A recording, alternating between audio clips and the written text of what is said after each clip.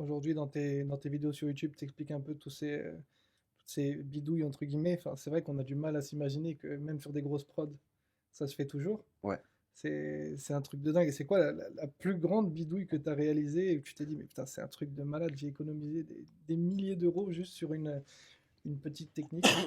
Alors, là, comme ça, je saurais pas te dire la bidouille, mais j'en ai quelques-unes en tête. Il y en a une que j'avais fait notamment avec le Studio Bagel, avec Jérôme Niel et Ludovic. J'ai fait un mini tuto là-dessus, c'était une course-poursuite. Et c'était une bidouille où je crois que je l'ai vu même dans. Je crois qu'il l'utilise dans Taxi 1 ou Taxi 2.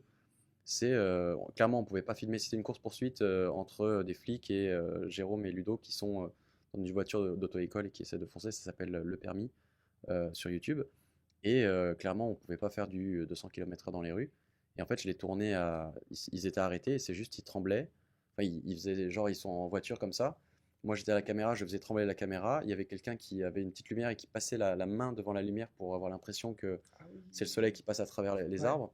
Et en fait, le fond, ce qu'on a fait, c'est que pour que le fond, pour pas qu'on voit qu'on est à l'arrêt, j'ai mis ce qu'on appelle un poly blanc. C'est un grand truc en polystyrène blanc, et ça faisait comme si l'image était un peu cramée, c'est-à-dire qu'on voyait pas ce qui était derrière, et du coup t'as pas de référence, tu vois pas que ça bouge pas, et ça fait la blague de ouf en fait. Tu alternes des plans larges de la voiture qui roule, tu accélères un peu au montage, et des plans serrés des gars qui sont comme ça, et ça marche de ouf en fait. Et je me suis rendu compte que je crois que c'est dans Taxi, par moment, tu as des plans sur sa minoterie comme ça, où c'est très très zoomé, ça tremble, et tu te dis, bah, il est à l'arrêt en fait, alors que tu as l'impression qu'il est à 200 km/h. Toi, à l'œil direct, tu détectes ça, c'est des trucs Je comme ça. comprends ouais, en fait, quand tu sens que le plan est aussi serré et qu'il montre aussi peu de choses, c'est qu'il Mm. y a une bidouille derrière.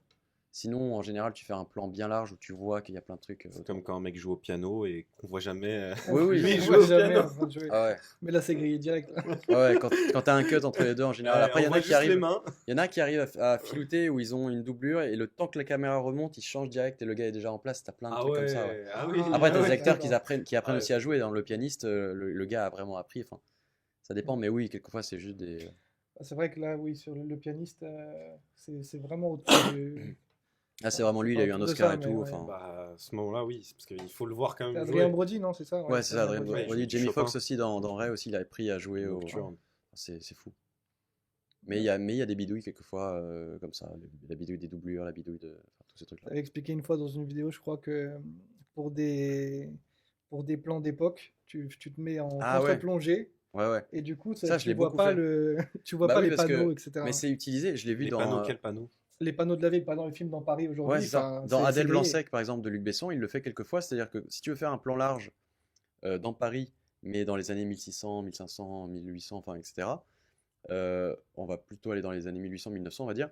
Tu baisses un peu ta caméra et tu es en contre-plongée, comme ça tu effaces toutes les boutiques, les panneaux, les voitures, etc. Tu vois juste le haut des D'accord. bâtiments. C'est dingue, ouais. Et le haut des bâtiments, tu pourrais être dans les années 1900 en fait. Enfin, il faudrait gommer l'avion, quoi. C'est un avion Ouais, qui voilà, passe. c'est un avion qui passe. Mais sinon, globalement, quand tu Ouais. lèves la tête juste comme ça, tu peux te dire, je suis à une période, je suis à la période d'Haussmann, tout va bien. Ah Ça, oui, c'est c'est... utilisé dans Adèle Blanc-Sec, c'est utilisé dans Munich de Spielberg, et tu te dis, même un Spielberg, alors qu'il a les moyens, il le fait quand même à certains moments. Et à un moment, il est sur le pont de Bir Hakeim dans Munich, et typiquement, il a ce plan-là parce que à un moment donné, tu peux pas bloquer tout Paris sur un plan large, même si tu t'appelles Spielberg. Mhm. Et tu te dis, bon, bah, il y a même des grands réals qui utilisent ce genre de bidouille, et je trouve ça très cool. Bon, il y a des moments où il est à hauteur des yeux, donc il voit tout, mais là, ça veut dire qu'il peut bloquer la rue, mettre des accessoires, mettre des vieilles voitures et tout.